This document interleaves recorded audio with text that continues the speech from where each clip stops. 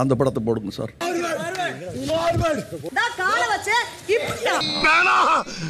இது ஒரு பெரிய மனுஷன் செய்யற வேலை இல்ல. காலை தூக்கும் போது கை உள்ள வந்து தப்பான இடத்துல கைய வைக்கிற. நீங்கள பேட்டியில வேற சண்டை கட்டி வெட்டீங்க. நான் சேலையிலே கட்டி வெட்டா. நான் பொம்பளைக்கு பொம்பளை, ஆம்பளைக்கு ஆம்பளடி. வணக்கம் my dear zonemates, welcome to Shafi Zone. நான் உங்க ஷஃபி. அண்ட் இன்னைக்கு நம்ம பார்க்க போறது பிக் பாஸ் சீசன் 9 உடைய டே 9 எபிசோட் 10 ரிவ்யூ தான். இந்த வீக்கெண்ட் எபிசோட்ல தான் விஜய் சேதுபதி வீட்டில் இருக்கிற 50 பேர்கிட்டையும் டே வீட்டில் இருக்கிற பொருள் எல்லாம் போட்டு கண்ட மினிக்கு உடைச்சிக்கிட்டு இருக்கீங்க, இதுக்கப்புறமாச்சு எந்த பொருளையும் உடைக்காம பத்திரமா பாத்துக்கோங்கடா, உங்க வீடு மாதிரி பாத்துக்கோடா பிள்ளைங்களா அப்படிங்கிற மாதிரி அறிவுரெல்லாம் சொல்லி அனுப்பிச்சு விட்டாப்புல.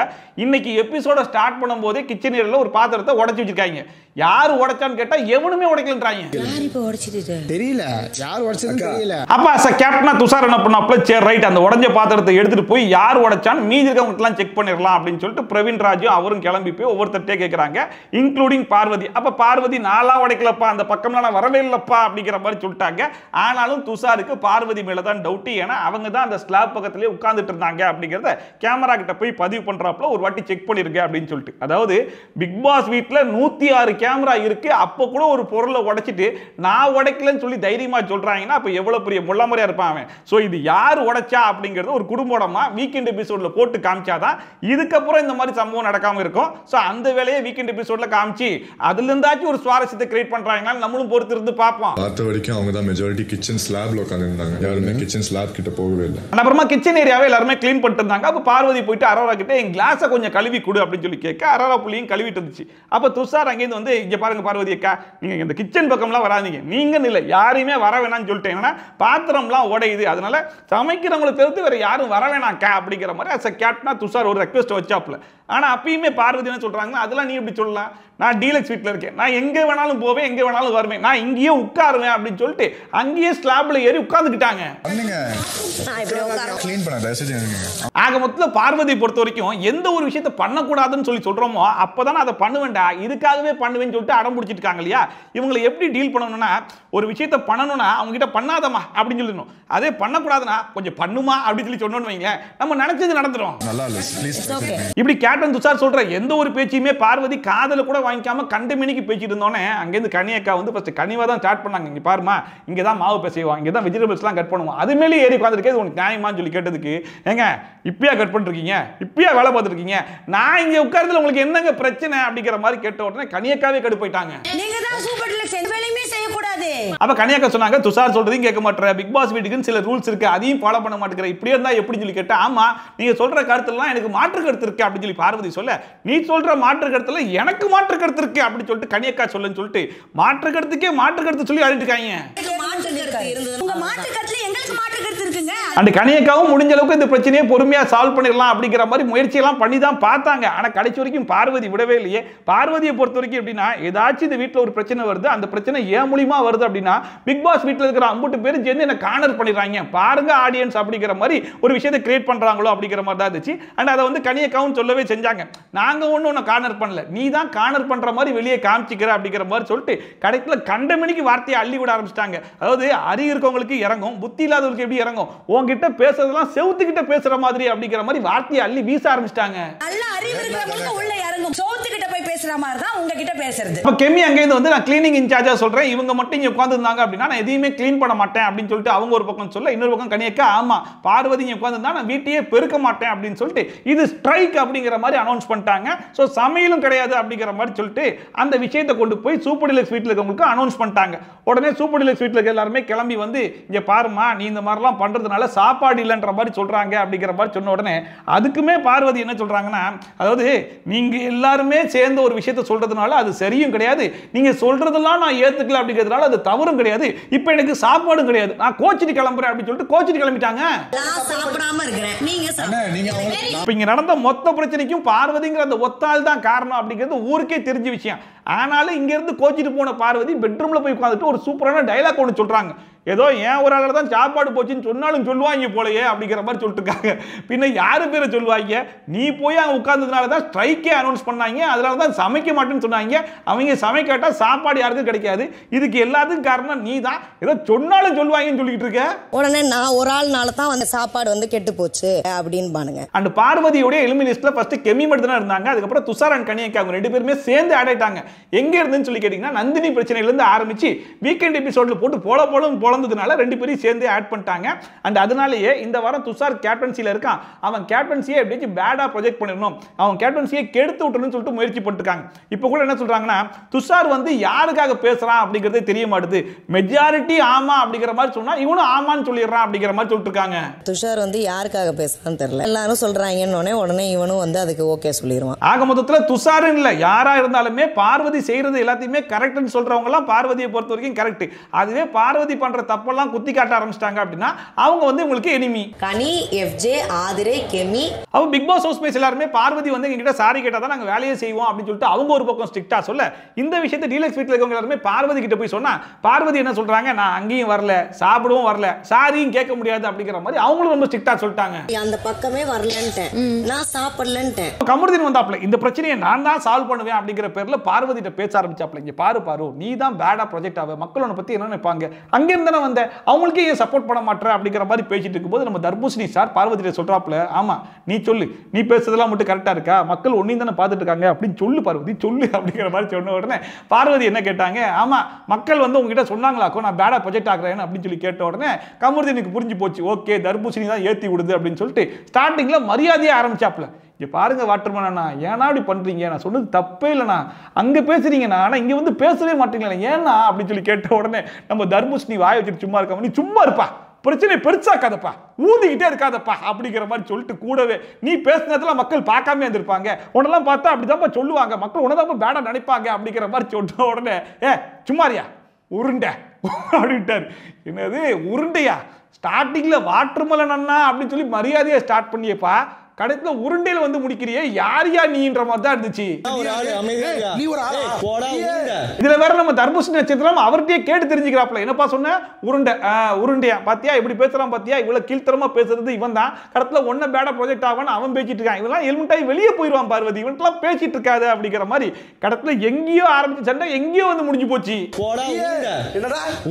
ஆனா இந்த கமருதீனுக்கும் வாய் சரி கிடையாது, கண்ட மினிக்கு வார்த்தையை கண்ட இடத்துல விட்டுறாப்ல, இந்த இடத்துல உருண்டை அப்படிங்கிற மாதிரி சொல்லும் போது கூட அது பாடி ஷேமிங்ல தான் வருது அப்படிங்கிறது நல்லாவே தெரியுது. இதுக்கு முன்னாடி தான் கண்டமினிக்கு வார்த்தையை விட்டுட்டேன் அப்படின்னு சொல்லிட்டு மன்னிப்புலாம் கேட்டு போனாப்ல, இப்போ மறுபடியும் ஒரு பிரச்சனைன்னு சொல்லி வரும்போது அந்த பிரச்சனையில வார்த்தையை கொஞ்சம் அடக்கணுமா இல்லையா, மறுபடியும் வார்த்தையை விடுறாப்ல, இப்படியே வார்த்தையை விட்டு சாரி சாரின்னு சொல்லிட்டு இருந்தா எவ்வளவு நாளைக்கு தான் பொறுத்துட்டு இருப்பாங்க. எனக்கு தெரிஞ்சு இந்த சீசன்ல கமருதீன் ரெட் கார்டை தான் வாங்கிட்டு வெளியே போவார்னு நினைக்கிறேன். இந்த பிரச்சனைக்கு ஒரு முடிவு வருமா வராதா, இவங்க எல்லாம் சாப்பிட்டு போய் நிம்மதியா தூங்குவாங்களா மாட்டாங்களான்னு சொல்லிட்டு நம்ம முழிச்சிருந்து பார்த்துட்டு இருக்கும்போது ஒரு வழியா பார்வதி இறங்கி வந்து பிக் பாஸ் ஹவுஸ்மேட்ஸ் கிட்ட பேச ஆரம்பிச்சாங்க. இங்க பாருங்க சாரி கேட்கிற கேம் எல்லாம் விளையாட ஆரம்பிச்சோம் அப்படின்னா ஒருத்தர் மாத்தி ஒருத்தர் சாரி கேட்டுக்கிட்டே தான் இருக்கணும். அப்படி இருக்கும்போது என்ன மட்டும் சாரி கேட்க சொல்றீங்களே, இது எந்த விதத்துல நியாயம் அப்படிங்கிற ஒரு நியாயமான கேள்வியை சாதுவா கேட்கும்போது இந்த சைடுல இருந்து ஃபர்ஸ்ட் டைமா அப்சரா வாயை திறந்து பேசிட்டாங்க. இங்க பாருங்க நாங்க ஒரு செட் ஆஃப் ரூல்ஸை ஃபாலோ பண்ணி நாங்க வேலை எல்லாம் பார்த்துட்டு இருக்கோம், அப்படி இருக்கும்போது அந்த இடத்துக்குள்ள வந்து நீங்க ஒரு தப்பு பண்றீங்க பாத்தீங்களா, அதுதான் தப்பு, அதனால தான் நாங்க இந்த வேலையெல்லாம் ஸ்டாப் பண்ணிட்டோம் அப்படிங்கிற மாதிரி சொன்ன உடனே பார்வதி என்ன சொன்னாங்கன்னா, சரி ரைட் ஏன் ஒரு ஆளால தான் நீங்க யாருமே சாப்பிடாம இருக்கீங்க அப்படின்னா நான் சாரி கேட்கிறேன் அப்படின்னு சொல்லிட்டு சாரி கேட்டு இந்த பிரச்சனையை முடிச்சுட்டு கடைசியா சபரி கிட்ட சொல்லி நூடுல்ஸ்லாம் வாங்கி சாப்பிட்டு தான் தூங்குனாங்க. நான் பண்ண செயலுக்கு ரொம்ப ரொம்ப சாரி. அதுக்கப்புறமா காலைல 8 மணிக்கு அலாரம் போட்டு பிக் பாஸ் ஹவுஸ்மேட்ஸ்லாம் எழுப்பி விட்டாங்க. அதுக்கப்புறமா துஷார் அண்ட் அரோரா இவங்க ரெண்டு பேரும் சேர்ந்து ஒரு கான்வர்சேஷன் ஒன்று பண்ணிட்டு இருக்காங்க. அரோரா இந்த வீட்டுக்குள்ள வந்த நாள்ல இருந்து இப்போ வரைக்கும் எந்த மாதிரி ஒரு கண்டென்ட் கொடுத்துட்டு இருக்காங்க அப்படின்னு சொல்லி பாத்தீங்கன்னா, ஒரு பக்கம் கமருதீனோட ஒரு லவ் கண்டென்ட் ஓட்டிட்டு இருக்காங்க, இன்னொரு பக்கம் துஷாரோட ஒரு லவ் கண்டென்ட் ஓட்டிட்டு இருக்காங்க. துஷாரோட பேசும்போது கமருதீனை வெறுப்பேத்திட்டு இருக்காங்க, இன்னொரு பக்கம் கமருதீனோட பேசும்போது துஷாரை வெறுப்பேத்திட்டு இருக்காங்க. இதுக்கு நடுவுல சும்மா சுத்திட்டு இருக்கிற திவாகருக்கு முத்தம் கொடுத்து அவனை வெறியேத்தி விட்டுட்டு இருக்காங்க. இப்படிப்பட்ட சுவாரஸ்யமான கண்டென்ட்டை கொடுக்கிறதுக்காகவே இந்த புள்ளியை எக்ஸ்க்ளூசிவா பிக் பாஸ் சீசன் 9ல தூக்கிட்டு வந்து உள்ள விட்டுக்காங்களாமா. இப்போ கூட அந்த அரோராப்ல துஷார் கிட்ட போயிட்டு யாரை பத்தி பேசிட்டு இருக்குன்னு சொல்லி கேட்டா கமருதீனை பத்தி பேசிட்டு இருக்கு. அதாவது கமருதீனை எனக்கு ஒரு ஃப்ரெண்டா ரொம்ப பிடிக்கும், ஆனாலும் எனக்கு கொஞ்சம் பயமா இருக்கு அப்படிங்கிற மாதிரி சொல்லிச்சு. எதுக்குமா பயம் அப்படின்னு சொல்லி கேட்டா, இல்ல எனக்கு அவர் மேல லவ் ஃபீலிங் இல்ல, ஆனா அவருக்கு என் மேல லவ் ஃபீலிங் வந்துருமோ அப்படிங்கிற ஒரு பயமா. எதுக்கு இந்த பயம் அப்படின்னு சொல்லி கேட்டா, அந்த மனுஷன் சொன்னாப்லையா, ரொம்ப நாளைக்கு அப்புறம் ஒரு பொண்ணு கிட்ட மனசுட்டு பேசின ஃபீலிங் வந்துச்சுன்னாப்லையா, அதை கேட்டு இவங்களுக்கு பயம் வந்துருச்சான். ஆக மொத்தத்தில் பார்வதி கிட்டையும் சரி அரோரா கிட்டையும் சரி கமருதீன் போயிட்டு நான் லவ் பண்றேன் அப்படிங்கிற மாதிரிலாம் சொல்லவே கிடையாது. ஆனா அவங்களாம் நினைச்சுக்கிறாங்க கமருதீன் என்ன லவ் பண்றான் ஒருவேளை லவ் பண்ணிடுவானோ அப்படின்னு சொல்லி பயந்துட்டு இருக்காங்களா. இந்த வீட்டுக்கு லவ் கண்டென்ட் பண்றதுக்கு தான் வருவீங்களாடா, வேற எதையும் பண்றதுக்கு வர மாட்டீங்களாடா. எப்படி சொன்னான்னு எனக்கு தெரியல. இதுல வேற கமருதீனை எனக்கு ரொம்ப ரொம்ப ரொம்ப பிடிக்கும் அப்படின்னு சொல்லிட்டு துஷார் கிட்ட சொன்னோன்னு துஷார் கேட்கிறான், ஒரு ஃப்ரெண்டாவா? ஆமாமா ஃப்ரெண்டா தான், ஆனா அவன் வேற மாதிரி பார்த்து ஒருவேளை நான் ப்ரொபோஸ் பண்ணிட்டான் அப்படின்னா நான் அவனை வந்து அதை கட் பண்ணி விட்டுறலாம், ஆனா ஒரு ஃப்ரெண்டா நான் ரொம்ப மிஸ் பண்ணுவேன்ல அப்படிங்கிற மாதிரி சொல்லிட்டு, இதுல வேற போன வாட்டி நாமினேஷன்ல வந்து அந்த அரோராப்ல இருக்கும்போது நீ போக மாட்ட அப்படிங்கிற மாதிரி ரொம்ப கான்ஃபிடென்ட்டா கமருதீன் சொன்னாப்லையா. என்ன ரீசன் அப்படின்னு சொல்லி கேட்டதுக்கு, அதான் நம்ம லவ் கண்டென்ட் பண்ணிட்டு இருக்கோம்ல, லவ் கண்டென்ட் பண்றவங்களாம் அவ்வளவு சீக்கிரம் அனுப்ப மாட்டாங்க அப்படிங்கிறத வர சேர்த்து சொல்லியிருக்காங்க. நீ போக மாட்டேன், ரெண்டு பேருக்கும் லவ் கண்டென்ட்டா போகும், நல்லா ஒன்று வச்சிருப்பாங்க அப்படி சொன்னா. ஆக மொத்தத்தில் இவங்க பேசுறதெல்லாம் வச்சு பார்க்கும்போது ஒரு விஷயம் மட்டும் கிளியரா தெரியுது, பிக் பாஸ் டீம் பேச்சுலரா யாரெல்லாம் இந்த வீட்டுக்குள்ள போறாங்களோ அவங்க கிட்டலாம் ஒரு விஷயத்தை மட்டும் ரொம்ப கிளியரா சொல்லி அமைச்சிருக்காங்க. இந்த வீட்டுக்குள்ள போய் நீ என்ன கண்டென்ட் கொடுக்குறியோ இல்லையோ, ஆனா எப்படியாச்சும் ஒரு லவ் கண்டென்ட்டை கொடுத்துரு. அப்படி ஒரு லவ் கண்டென்ட்டை மட்டும் கொடுத்துட்டு அப்படின்னா கண்டிப்பா ஒன்றும் அவ்வளவு சீக்கிரம்லாம் அனுப்ப மாட்டோம், அதுக்கு நாங்க கேரண்டின்னு சொல்லி அமைச்சிருப்பாங்க போல இருக்கு. அதனாலேயே வந்த நாள்ல இருந்து இப்ப வரைக்கும் அந்த கண்டென்ட்டுக்காக போராடிட்டு இருக்காங்க. முதல் தடவை பார்க்கலன்னு விட்டுறாத, ரெண்டாவது தடவை பாரு. அண்ட் ஒரு பக்கம் கனியாக்காக்கு கொஞ்சம் நல்ல கேரக்டர் இருந்தாலும் இன்னொரு பக்கம் அவங்களுக்கு சில பேட் கேரக்டர்ஸ் இருக்க தான் செய்யுது. அதாவது இந்த வீட்டோடைய ரூல்ஸை ஃபாலோ பண்ணணும் அப்படின்னு சொல்லிட்டு அவங்க தான் சொல்றாங்க, அந்த ரூலை பிரேக் பண்றவங்களும் அவங்களா தான் இருக்காங்க. இப்போ கூட என்ன பண்றாங்கன்னா, அந்த லக்ஸரி ஐட்டம் இருக்கும் பாத்தீங்களா, அதை பிரவீன்ராஜ் கொண்டு வராப்ல அதை கனியக்கா எடுத்து ஒரு பவுலுக்குள்ள போட்டு ஒளிச்சு வைக்கிறாங்க. இதெல்லாம் ரூல் பிரேக்ல வராதா? இது மாதிரி ஏதாவது ஒண்ணுக்குள்ள வச்சுட்டு பூவா போட்டு விட்டுறலாம் உள்ள. அதுக்குமா கலையரசன் வந்து பார்வதி கிட்ட சொல்லிட்டு இருக்காப்ல, அதாவது நான் வந்து ஷூ காலோட சோஃபால கால் வச்சு உட்கார்ந்துருந்தேன், அது வந்து ஏய் தப்புடா இதெல்லாம் அப்படிலாம் உட்காராதடா அப்படிங்கிற மாதிரி சொன்னான். அதுக்கப்புறம் பார்த்தா அவனே ரெண்டு காலையும் சோஃபால வச்சுட்டு உட்காந்துட்டு இருக்கான் அப்படிங்கிற மாதிரி சொல்லிட்டு இருந்தான். ஆனா கடைசி வரைக்கும் இவன் யாரை பத்தி பேசுறான் அப்படிங்கிறது தெரியலையேன்னு சொல்லி பார்த்தா அவங்களே ஃபுட்டேஜ் காட்டுறாங்க, சபரி தான் புரிஞ்சுக்கோங்க அப்படிங்கிற மாதிரி. ஆக மொத்தம் கலையரசன் எப்பப்பெல்லாம் டாபிக் குள்ள வராப்லையோ அப்பெல்லாம் சபரியை பத்தி தான் தெளிவா பேசுறாப்ல. ஏன்னா இவருக்கு இந்த வீட்டில் கூடிய ஒரே ஒரு காம்படிட்டர்னா அது சபரி தான். அவனோட ஷூவோட தூக்கி காலை இப்படி வச்சு உட்காரு. இதுல வர கலையரசன் எப்ப பாத்ரூம் போயிட்டு வெளியே வந்தாலும் சபரி கரெக்டா போய் கையை கழுவுனியா அப்படின்னு சொல்லி கேட்பாப்லையா. ஆனா சபரி அன்னைக்கு விசில் அடிச்சுட்டு அந்த கையோடய மஞ்சத்தூள் எடுத்து போடுறாப்ல. இதெல்லாம் சரிதானா பாரு, இதெல்லாம் நீ தானே கேட்கணும் அப்படின்னு சொல்லி சொன்ன உடனே ஆமா ஆமா இதெல்லாம் நல்ல பாயிண்ட் தான், கேட்டியா நீ அப்படிங்கிற மாதிரி கேட்டுருக்கும் போது அது சபரி காதலே விழுந்துருச்சு போல இருக்கு. அந்த மனசை எஞ்சி வந்துட்டான், என்னடா இன்னும் குளிக்க போலியா அப்படின்னு சொல்லிட்டு இந்த போறதில்ல அப்படின்னு சொல்லி கிளம்பி போறாப்ல. ஒரே நிமிஷம் இதுக்காக இப்ப கலையரசன் சொல்றதெல்லாம் வச்சு பார்க்கும்போது சபரி ஒன்னும் கலையரசன் கூட விளையாடி எதிரியாகல போல இருக்கு. பாத்ரூம் போயிட்டு வந்த உடனே கை கழுவுனியா, ஷூவோட ஏன் மேல உட்கார்ந்துருக்க, குளிக்க மாட்டியே ஒழுங்கா குளிக்க போ, இந்த மாதிரி வீட்டுக்குள்ள வச்சு ராகிங் பண்ணியே எதிரியா இருக்கான் போல இருக்கு. நான் குளிக்காம விடுறது இல்ல, காலைல எந்திரிச்சு குளிக்க சொல்றேன், வேற என்ன சொல்லு. இன்னொரு பக்கம் ஆதிரை வர துச்சால கூட்டு போய் உட்கார வச்சுட்டு அவங்க ஒரு கதை சொல்லிட்டு இருக்காங்க. அது என்னன்னு சொல்லி கேட்டா, இந்த வீட்டுல அவங்களுக்கு எந்த கேர்ள்ஸோடையும் சரியா கனெக்ட் ஆகலையா. அதாவது ஒவ்வொருத்தருக்கும் இந்த வீட்டுல ஒரு ஆள் தேவையா. எதுக்குன்னு சொல்லி கேட்டா, எப்பப்பெல்லாம் நம்ம வந்து பிரேக் டவுன் ஆகுறோமோ அவங்க கிட்ட போய் கொட்டோன்னு கொட்டலாமா, அந்த மாதிரி ஒரு ஆள் தான் ஆதிரைக்கு இந்த வீட்டுல எஃப்ஜேவா. நம்ம ஒருத்தர் க்ளோஸா இருந்தாதான் ஸ்ட்ராங்கா நம்ம ஃபீல் பண்ணுவோம். அவ்வளவுதான் முடிஞ்சிருச்சான்னு சொல்லி கேட்டா, இதுக்கப்புறம் தான் மேட்ருக்கே வரேன் அப்படிங்கிற பேர்ல இந்த வீட்டுல எஃப்ஜே தான் எனக்கு பெஸ்டஸ்ட் ஃப்ரெண்ட் அப்படிங்கிற மாதிரிலாம் சொல்லிட்டு ஒரு இன்சிடென்ட்டையும் சேர்த்து சொல்றாங்க. அதாவது அவங்க இந்த பிக் பாஸ் வீட்டுக்குள்ள வரதுக்கு கரெக்டா 2 நாளைக்கு முன்னாடி மாலுக்கு போயிருந்தாங்களா. அந்த மால்ல யதார்த்தமா எஃப்ஜேவை அவங்க மீட் பண்ணாங்களா. அதுலயும் எஃப்ஜேக்கே தெரியாம ஆதிரை வந்து எஃப்ஜேயை சைட் அடிச்சாங்களாம்.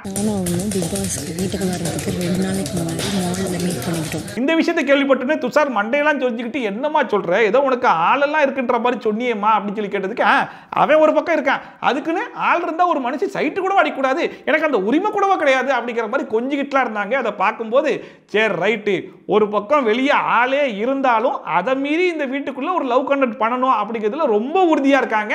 அதுக்கு முக்கியமான காரணம் என்னன்னு சொல்லி கேட்டீங்கன்னா, அட்லீஸ்ட் இந்த வீட்டில் ஒரு 50 நாளாச்சு தங்கணுமா. ஆனா அப்புறம் யாருமே பார்க்குது. அதுக்கப்புறமா ஒரு டாஸ்க் ஒன்று ஸ்டார்ட் பண்றாங்க. அது என்ன டாஸ்க் அப்படின்னு சொல்லி கேட்டா, இதுக்கு முன்னாடி பிக் பாஸ் சீசன்லயே பயங்கர ஹிட்டான ஒரு டாஸ்க்னா பொம்மை டாஸ்க் தான் அப்படின்ற மாதிரி சொன்ன உடனே சரி ரைட்ரா இந்த வாட்டி பொம்மை டாஸ்க் தான் போல அப்படின்னு சொல்லி கேட்டா, அதுல இருந்து கொஞ்சம் மாடிஃபை பண்ணி இந்த டாஸ்க்கு பேரை தி மாஸ்க்னு வச்சிருக்கோன்றாங்க. இந்த சீசன் தி மாஸ்க். சரி, டாஸ்க் என்ன அப்படின்னு சொல்லி பார்த்தா, கார்டன் ஏரியால ஒரு வால் இருக்குமா. அந்த வால் ஒன்றும் சாதாரண வால் கிடையாதாமா. மெட்ராஸ் படத்தில் வரக்கூடிய வாலை விட பயங்கர டேஞ்சரான வால் அப்படிங்கிற அளவுக்கு ஓவர் பில்டப்லாம் கொடுத்தாங்க. இவங்க ஓவர் பில்டப் கொடுக்கும்போதே அதில் ஒன்றும் இருக்காதுன்றது நல்லாவே தெரியும். அதாவது மொத்தமாக வந்து 18 மாஸ்க் இருக்குமா, 17 ஸ்லாட் மட்டும் தான் இருக்குமா. ஒவ்வொருத்தரும் பஸ்ஸர் அடிச்ச உடனே ஓடி போய் அந்த மாஸ்க்கை எடுத்து கொண்டு போய் ஸ்லாட்டில் வைக்கணுமா. அவங்க மாஸ்க்கே எடுக்கக்கூடாது, அடுத்தவங்க மாஸ்க்கை தான் எடுக்கணும். அப்படி எடுத்த மாஸ்க்கை வைக்கணுமா வேணாமா அப்படிங்கிறத நீங்கள் தான் டிசைட் பண்ணிக்கணும் அப்படிங்கிற மாதிரி சொல்லிட்டாப்ல. இதில் ஒரு ஸ்பெஷல் விஷயம் என்ன சொல்லி பார்த்தா, சூப்பர் டீலக்ஸ் வீட்ல இருக்காங்க பாத்தீங்களா, அவங்களுக்கு மட்டும் ஒரு சூப்பர் பவரை எக்ஸ்ட்ராவா கொடுத்திருக்காப்ல.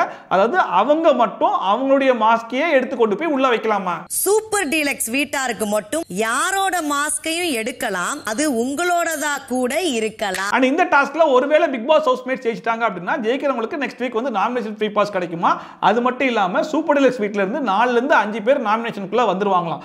ஒருவேளை அது அப்படியே மாறி சூப்பர் டீலக்ஸ் வீட்ல இருக்கவங்க ஜெயிச்சிட்டாங்க அப்படின்னா ஆல்ரெடி 50% நாமினேஷன் ஃப்ரீ பாஸ் கொடுத்திருக்காரு இல்லையா, அதுல ஜெயிக்கிறவங்களுக்கு அந்த நாமினேஷன் ஃப்ரீ பாஸ் கன்ஃபார்ம் ஆயிருமா. ஒரு வின்னருக்கு நாமினேஷன் ஃப்ரீ ஆட்டோமேட்டிக்கா அவங்களுக்கு கொடுக்கப்படும். சோ டாஸ்க் ஆரம்பிக்கிறதுக்கு முன்னாடி ரெண்டு டீமும் டிஸ்கஸ் பண்ணிட்டு இருந்தாங்க. அப்ப பிக் பாஸ் ஹவுஸ்மேட்ஸ்ல கனியக்கா என்ன சொன்னாங்க அப்படின்னா, இது ஃபர்ஸ்ட் ஒரு குரூப் டாஸ்க் தான், அதுக்கு அப்புறமா தான் இண்டிவிஜுவல் டாஸ்கா மாறும். ஃபர்ஸ்ட் நம்முடைய ஃபோக்கஸ் முழுக்க சூப்பர் டீலக்ஸ் வீட்ல இருக்கவங்கள தோக்கடிக்கணும் அப்படிங்கிற மாதிரி சொல்லிட்டு, அதுக்கு முக்கியமான காரணம் வாரம் நாமினேஷன் ஃப்ரீ பாஸ் அவங்களே எடுத்துட்டு இருக்காங்க. இந்த வாட்டி அதை நம்ம வாங்கணும் அப்படிங்கிற மாதிரி அவங்க ஒரு பக்கம் சொன்னாங்க. வாரம் நாமினேஷன் பாஸ் அவங்களுக்கு கிடைச்சிருக்கு. இதுதான் நமக்கு ஒரே சான்ஸ். இன்னொரு பக்கம் சூப்பர் டீலக்ஸ் வீட்ல இருக்கிற எல்லாரும் அட்லீஸ்ட் 2 போட்டோ வாங்கி ஸ்லாட்டுக்கு போயிடணும், இல்லைன்னா சோலியே முடிஞ்சு போயிடும் அப்படிங்கிற மாதிரி டிஸ்கஸ் பண்ணிட்டு இருக்கும்போது சரி ரைட் வாங்க ஸ்டார்ட் பண்ணலாம் அப்படிங்கிற மாதிரி பிக் பாஸ் கூப்பிட்டு நிக்க வச்சுட்டு அந்த டாஸ்க்கை ஸ்டார்ட் பண்றதுக்கு முன்னாடி என்ன சொன்னார்னா, எந்த டீம் வின் பண்ணுதோ அவங்களுக்கு வந்து கிராண்ட் டின்னர் வேற இருக்கு அப்படிங்கிற மாதிரி ஒரு அனௌன்ஸ் பண்ணிட்டாப்ல. சரி ரைட் அதுக்காக வச்சு நம்ம வெறித்தனமா விளையாடணும்டா அப்படிங்கிற மாதிரி எல்லாம் ரெடி ஆயிட்டாங்க. அண்ட் பஸ்ஸர் அடிச்ச உடனே 50 பேரும் கூடுன்னு ஓடி போய் ஆளுக்கு ஒரு மாஸ்க்கை எடுத்து வந்துட்டாங்க. இதுல ஃபர்ஸ்ட் வந்து வினோத்தோடைய மாஸ்கை வந்து உள்ள வைக்க விடாம கமருதீன் வந்து தடுத்துக்கிட்டே இருந்தாப்புல. அங்கிட்டு இங்கிட்டு சுத்திட்டு இருக்கும்போது கடத்துல வினோத் கையில இருந்து யார் அந்த மாஸ்கை புடுங்குறான்னு சொல்லி பார்த்தா திவாகர் புடுங்கி தூக்கி எரிஞ்சிட்டாப்புல. கடத்துல அப்படி இப்படின்னு போய் கடத்துல அந்த விக்ரம் எடுத்து உள்ள வைக்கிறாப்புல. யாரு மாஸ்க்னு சொல்லி பார்த்தா திவாகர் மாஸ்க் தான். வினோத் ஃபர்ஸ்டே போய் திவாகர் மாஸ்கை தான் உள்ள வைக்கிறதுக்கு try பண்ணிருக்காப்புல.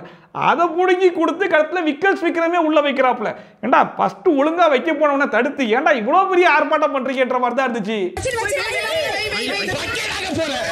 And Bigg Boss housemates plan பண்ண மாதிரியே பார்வதியோட மாஸ்கை எடுத்து சபரி எடுத்து வச்சுக்கிட்டாப்ல. அப்போ வந்து பார்வதி சபரி கிட்ட இருந்து அந்த மாஸ்கை புடுங்கலாம் அப்படின்னு சொல்லி ட்ரை பண்ணிட்டு இருக்கும்போது விக்ரம் முன்னாடி இருந்து தடுத்துக்கிட்டு இருந்தாப்ல. ஒரு டைம்ல போமா அங்கிட்டு அப்படின்னு சொல்லி பிடிச்சி தள்ளி விட்டாரு பாருங்க. 8 கிலோமீட்டர் தாண்டி போய் விழுந்துட்டாங்க. அதுல கடுப்பாய் வந்துட்டு விக்ரம போட்டு அடிக்கலாம் ஆரம்பிச்ச உடனே எஃப்ஜி அங்க இருந்து ஏமா அடிக்கிற, ஏதோ கெமியை மட்டும் ஸ்போர்ட்டிவ் இல்லன்னு சொன்ன, இப்போ நீ பண்றதுக்கு பேர் என்ன அப்படிங்கிற மாதிரி கேட்டிருக்காரு. அண்ட் ஒரு பக்கம் விக்ரம் பார்வதியை போட்டு தள்ளி விட்டாப்ல அப்படிங்கிற மாதிரி ஒரு கம்ப்ளைண்ட் போட்டுருக்கும் போது, இன்னொரு பக்கம் பார்த்தா வியானாட்ட இருந்து பிரவீன் ராஜ் மாஸ்கை பிடிங்கி கெமி கிட்ட கொடுத்தாப்ல. கெமி கொண்டு போய் உள்ள வைக்கலாம்னு சொல்லி ட்ரை பண்ணிட்டு இருக்கும்போது பார்வதி என்ன பண்றாங்க, கெமியோட ட்ரெஸ்ஸையே பிடிச்சி இழுக்கிறாங்க. 50 பேரும் பார்வதி நீ என்ன பண்றன்னு தெரியுதா அப்படிங்கிற மாதிரி சொல்லியுமே விடவே இல்லையே. அவங்க ட்ரெஸ்ஸை பிடிச்சி அப்படியே தூக்கிட்டு இருந்தாங்க. அதுக்கப்புறமா அவங்க கிட்ட இருந்து மாஸ்க் போனதுக்கு அப்புறமா தான் விடவே செஞ்சாங்க. அப்போ எஃப்ஜே நீ எல்லாம் ஒரு பொம்பளையா இப்படி பண்றியே அப்படின்னு சொல்லி கேட்டதுக்கு, ஆமா நீங்க மட்டும் தள்ளி விடுறீங்களா அப்படின்னு சொல்லிடுறாங்க. சோ அவங்க தள்ளி விட்டா இவங்க இந்த எக்ஸ்ட்ரீம் கூட போவாங்க போல. இன்னொரு பக்கம் பார்த்தா திடீர்னு என்ன நடந்துச்சுன்னே தெரியல. வியானா வந்து அந்த மாஸ்கை உள்ள வச்சிருந்திருப்பாங்க போல இருக்கு. அதனால உள்ள வைக்கிறீங்களே இது ஃபேர் தானா அப்படிங்கிற மாதிரி கமருதீன் கேட்டிருக்கும் போது வியானா என்ன சொல்றாங்க, நீங்க தொட்டீங்கன்னு நான் சொன்னா நான் அப்படி சொல்லவே இல்லை சீ அப்படின்னு சொல்லிட்டு அவங்க ஒரு பக்கம் கத்திட்டு போறாங்க. என்னடா நடந்துச்சு, எதுக்குடா சீ எல்லாம் சொல்லிட்டு இருக்கீங்க, கொஞ்சம் ஒழுங்காவாச்சு எங்களுக்கு காட்டுக்கடா அப்படிங்கிற மாதிரி தான் இருந்துச்சு. இன்னொரு பக்கம் எஃப்ஜே உடைய டீ-ஷர்ட்டை பிடிச்சி வியானா இழுன்னு இழுத்துட்டு இருந்தாங்க. பட் எஃப்ஜேக்கு யாரு இழுக்கிறாங்க அப்படிங்கிறதுலாம் தெரியல. ஆனா யாரோ ஒருத்தங்க இழுக்கிறாங்க அப்படின்னு சொல்லி தெரிஞ்சுக்கிட்டு பின்னாடி உதைக்கிற மாதிரி உதைச்சிக்கிட்டு இருந்தாப்புல. கரெக்டா அது பார்வதி மேல போய் விழுந்துருச்சு. இன்னொரு பக்கம் பார்த்தா இந்த கேப்ல வந்து வினோத் கையை மட்டும் உள்ள விட்டு ஏதாச்சும் பெர்ஃபார்மன்ஸ் பண்ணலாம் சொல்லி விட்டுருப்பாரு போல இருக்க. நல்லா இருக்க கையின்னு சொல்லிட்டு கடிச்சு வச்சுட்டாங்க போல இருக்கு. என்னடா கடிச்செல்லாம் வைக்கிறீங்க அப்படின்னு சொல்லிட்டு ரம்யா அங்கேருந்து வந்து என்னடா கடிக்கிறீங்கன்றது ஒரு 10 வாட்டியும் நான் கடிக்கவான்றது ஒரு 10 வாட்டியும் சொல்லிட்டு போறாங்க. கடைசியில் பிக் பாஸ் பார்த்தாப்புல, டே இது எப்பேற்பட்ட கேம் தெரியுமா, நான் என்னவோ எதிர்பார்த்தேன், ஆனா கடைசியில் நீங்க கடிச்சிக்கிட்டும் உதச்சிக்கிட்டு இருக்கீங்களா, நான் பஸ்ஸர் அடிச்சு முடிச்சு விடுறேன்னு சொல்லிட்டு முடிச்சு விட்ட உடனே நேரா பார்வதி எஃப்ஜே கிட்ட போயிட்டு நீ ஆம்பளை திமிர காட்டுறியா, நீ ஆம்பளைங்கிறதுனால ஒரு திமிர காட்டுறியா அப்படிங்கிற மாதிரி ட்ரிகர் பண்ணிட்டு இருந்தாங்க. அதுக்கு முக்கியமான காரணம் என்னன்னா, பார்வதி போய் கெமி ட்ரெஸ்ஸை பிடிச்சி இழுத்துட்டு இருக்கும்போது சீ நீ எல்லாம் ஒரு பொம்பளையா அப்படின்னு சொல்லி எஃப்ஜே கேட்டிருப்பாரு இல்லையா, அதுக்கு பதிலுக்கு கேட்கறாங்களா. அண்ட் அதுக்கப்புறமா பார்வதி வழக்கமா ஒன்று சொல்லுவாங்க இல்லையா, நீங்க எல்லாரும் சேர்ந்து என்ன கார்னர் பண்றீங்க, எல்லாருமா சேர்ந்து என்ன டார்கெட் பண்றீங்கன்னு சொல்லிட்டு அந்த மேட்டரை இங்கேயும் கொண்டு வந்துட்டாங்க. நீங்க எல்லாருமா சேர்ந்து என்ன டார்கெட் பண்ணி தான் கேம் விளையாடுறீங்க அப்படிங்கிற மாதிரி சொன்ன உடனே சபரி சொல்லிட்டாப்ல, இங்க பாரு ஒன்ன மட்டும் கிடையாது உங்க மொத்த டீமையும் காலி பண்ண போறோம் அப்படிங்கறத ஓபன் ஸ்டேட்மெண்டாவே சொல்லிட்டாப்ல. சூப்பர் டீலக்ஸை தூக்குறோம், அந்த ஒருத்தர் நீ நினைச்சா அந்த ஒருத்தர் நீ தான். இதோட மறுபடியும் எஃப்ஜேக்கும் பார்வதிக்கும் ஏதோ வாய்க்கா தகராறு வர அதுல எஃப்ஜே வார்த்தையெல்லாம் வேற விட்டுட்டா, அதை மியூட் பண்ணி வேற விட்டாங்க. அநேகமா இந்த வீக்கெண்ட் எபிசோட்ல பல பேருக்கு டோஸ் இருக்கும்னு நினைக்கிறேன். கடைசியில் பிக் பாஸ் என்ன சொன்னார் அப்படின்னா, நான் சொன்ன ரூல்ஸ் வேற நீங்க விளையாடின ரூல்ஸ் வேற. அதாவது ஒருத்தர் ஒரு மாஸ்க் தான் எடுக்கணும், அந்த மாஸ்கை உள்ள வைக்க விடாம தடுக்கலாமே தவிர்த்து அந்த மாஸ்கை பாஸ் பண்ணிலாம் நீங்க விளையாட முடியாது. இந்த மாதிரி பல ரூல் பிரேக்கை நீங்க பண்ணதுனால இந்த சுற்றை நான் கேன்சல் பண்றேன்னு சொல்லிட்டு கேன்சலே பண்ணிட்டாப்ல. கடைசியில் கடி வாங்கினதும் மிதி வாங்கினதும் வேஸ்டா போச்சு. இந்த சுற்று ரத்து செய்யப்படுகிறது. அண்ட் அதுக்கப்புறமா பிக் பாஸ் பஸ்ஸர் அடிச்ச உடனே 50 பேரும் குடுகுடுன்னு ஓடி வந்து மாஸ்க் எல்லாம் எடுத்துட்டு வினோத் ஃபர்ஸ்ட் ஆளா குடுகுடுன்னு ஓடி போய் கீழே விழுந்துச்சாப்ல. என்னையா கீழே விழுந்து கிடக்குறன்னு சொல்லி கேட்டா முட்டில அடிபட்டுச்சுன்னு சொல்லிட்டு கொண்டு போய் மெடிக்கல் ரூம்ல போட்டு வந்துட்டாங்க. அண்ட் இந்த வாட்டியுமே சபரி கரெக்டா பிளான் பண்ணி பார்வதி மாஸ்க் எடுத்து வச்சிட்டாப்ல. அதுக்கப்புறம் கரெக்டா நீ ஏன் மாஸ்க் மட்டும் எடுக்கிற அப்படிங்கிறது ஒரு கேள்வி வேற கேட்டிருந்தாங்க.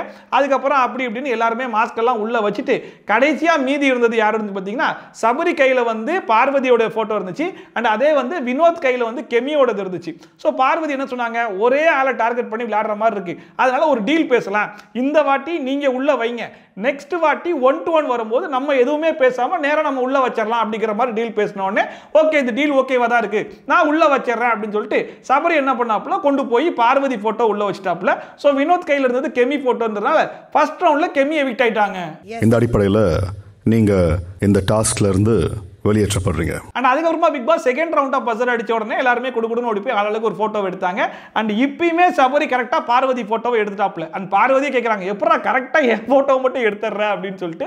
அண்ட் இப்பயுமே எல்லாருமே டீல் பேசி உள்ள வச்சதுக்கு அப்புறமா கடைசியா மிச்சம் இருந்தது யாருன்னு சொல்லி பார்த்தா வினோத் அண்ட் சபரி தான். அண்ட் லாஸ்ட் டைமே டீல் போட்டிருந்தீங்க, இந்த வாட்டி 1-to-1 வரும்போது எதுவுமே பேசாம கொண்டு போய் வச்சிடணும் அப்படின்னு சொல்லிட்டு. ஸோ அதனால வினோத் கொண்டு போய் மாஸ்கை வச்சுட்டாப்ல. கடைசியில் சபரி கையில இருந்தது பார்வதி போட்டோ அப்படிங்கிறதுனால செகண்ட் ரவுண்ட்ல பிளான் பண்ண மாதிரி பார்வதியை எவிக்ட் பண்ணிட்டாங்க. நீ நினைச்சத நடத்திட்டியா?